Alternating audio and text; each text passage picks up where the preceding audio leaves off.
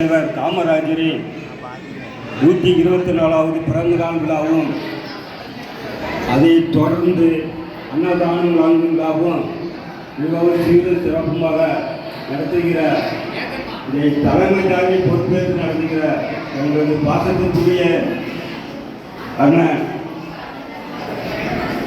R Selvaraj Mahal கல்வி மகால் நிறுவனர் செல்வராஜ் அவர்களையும் இன்னும் சற்று நேரத்தில் நம்மளுக்கு சிறப்புரையாற்ற வருகை தந்திருக்கோம். சிறப்பு விருந்தினராக வருகை தந்திருக்கோம் எட்டியார்பட்டி நாராயணன் அவர்களையும், நாங்குநேரி சட்டமன்ற உறுப்பினர் எட்டியார்பட்டி நாராயணன் அவர்களையும் வருவார்.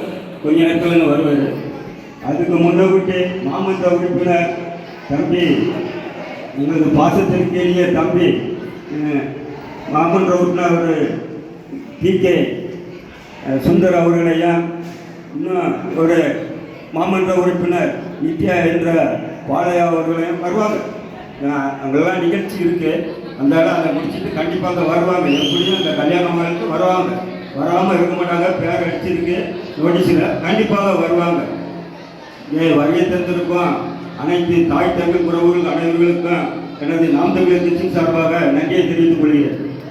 இன்றைக்கு பெருந்தலைவரை பற்றி சொல்லப்போனால் அவரது வாழ்க்கை வரலாறு பெரிய வரலாறு தான்.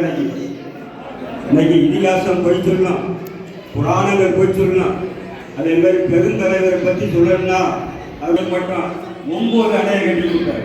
அதால் நிறைய நீர்ப்பாசனங்கள், குளங்கள், வாய்க்கால்கள், கிணறுகள் எல்லாமே கொண்டு வந்தது எங்கள் ஐயா பெருந்தலைவர் காமராஜர் ஆட்சி காலத்தில் தான் உருவாக்கப்பட்டது. அதை இந்த ஆட்சியாளர்கள் வாய்க்காலில் பசு கொண்டு போகிறாங்க, குளத்தை அடித்து பஸ் நடை கட்டி குளத்தை நாசமாக்குனாங்க, வாய்க்கால் அடித்து பசு விட போகிறாங்க. இப்படி ஒரு ஆட்சியாளர்கள் இப்போ தான் நடந்துகிட்டு இருக்கு. அந்த ஆட்சியை நாங்கள் தொடங்குவதற்காக தான் நாம் கட்சி பிள்ளைகள் நாங்கள் உருவாடினோம். இப்போ நாங்கள் தோற்றுட்டோம். அதனால் நாங்கள் பெருமையாக கருதிக்கிறோம். நாங்கள் தோக்கலை, இந்த ஜனங்கள் தோத்துட்டு நாங்கள் கொடுக்க முடியாதுன்னா, இலவசம் கொடுக்க முடியாதுன்னா இன்னைக்கு கொண்டு சொல்லுறாங்க. சரி, இன்னைக்கு எங்கள் ஐயா பெருந்தலைவரை பற்றி பேசுறதுக்காக வந்திருக்கேன். அரசியல் மேடையில் பேசுறதுக்காக நான் வரல, பெருந்தலைவரை பற்றி இன்னும் பேசுவேன்.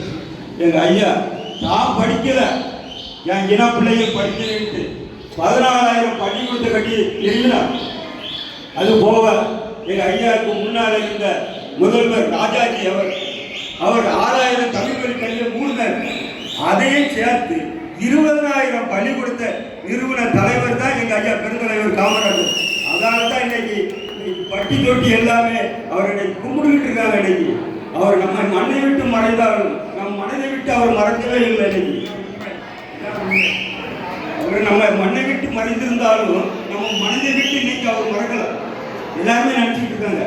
இன்னைக்கு அவர் நிகழ்வுல தான் இன்னைக்கு அன்னதான நிகழ்வு, இன்னைக்கு வரிசைப்பு விழா கொடுக்குது, அது மாதிரி சாப்பாடு அப்படி வளர்ந்தாமல் இன்னைக்கு எங்கள் ஐயா பெருந்தலைவர் ஆட்சி வளர்ந்தான். பொற்கால ஆட்சி எந்த ஆட்சியாளருக்கும் அப்படி 60 ஆண்டுகள் செஞ்சது கிடையாது.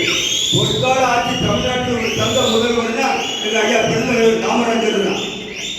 1/2 கிலோமீட்டருக்கு ஒரு பள்ளிக்கூடம், அது இந்த வீரமணிபுரத்தில் இருக்கு. ஆரம்ப சுகாதார நிலையம் 1 கிலோமீட்டருக்கு ஒரு பள்ளிக்கூடம், அது குறிச்சி பள்ளிக்கூடத்தில் இருக்கு. அதே மாதிரி 3 கிலோமீட்டருக்கு ஒரு பள்ளிக்கூடம், அப்படி பல பள்ளிக்கூடங்களை கட்டி கொடுத்தவர் தான் எங்கள் ஐயா பெருந்தலைவர். அதனால தான் இன்னைக்கு அவர் விழாவை சிறு சிறப்புமாக கொண்டாடிக்கலாம். பிள்ளைகளுக்கு யூனிஃபார்ம் கொடுத்ததுன்னா எங்கள் ஐயா பெருந்தலைவர் ஆட்சி காலத்தில் தான்.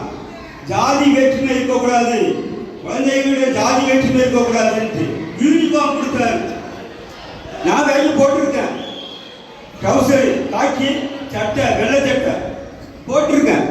மதிய உணவு கொண்டு வந்தார், பாட புத்தகங்கள்லாம் கொடுத்தாரு படிக்கிறதுக்கு. அந்த தலைவர்களும் செய்யாததை எங்கள் ஐயா பெருந்தலைவர் காமராஜர் செஞ்சார். பாடத்திட்டங்களை கொடுத்து பிள்ளைகளை படிக்க வச்சார். அதே மாதிரி மதிய உணவு கொண்டு வந்தார். எதுக்காக கொண்டு வந்தார்? பிள்ளைகள் பசியோட படிக்கக்கூடாது அப்படின்னு சொல்லிதான் மதிய உணவை கொண்டு வந்தார். இன்னைக்கு காலை உணவு அந்த உணவுன்னு போடுறாங்க. அதெல்லாம் நல்லா மதிய உணவுனால அந்த மதிய உணவை சாப்பிட்டு ஆட்கள் தான். பெருந்தலைவர் 1902 ஆண்டு பிறந்தார். 1975 நம்ம மண்ணை விட்டு மறைந்தார். இருந்தாலும் அவர் புகழை பேசுறதுக்கு எனக்கு வாய்ப்பு கொடுத்த இந்த ஊர் நாடாளுமன்றத்திற்கும் தெரிஞ்சுக்கணும் அவரை பற்றி. இன்னைக்கு அவரை பற்றி பேசுனா நிறைய பேசிட்டு இருக்கலாம், 2 மணி நேரம் 3 மணி நேரம் தான் பேசலாம். அதே மாதிரி இன்னைக்கு பள்ளிக்கூடம் தம்பி கட்டி கொடுத்தாரா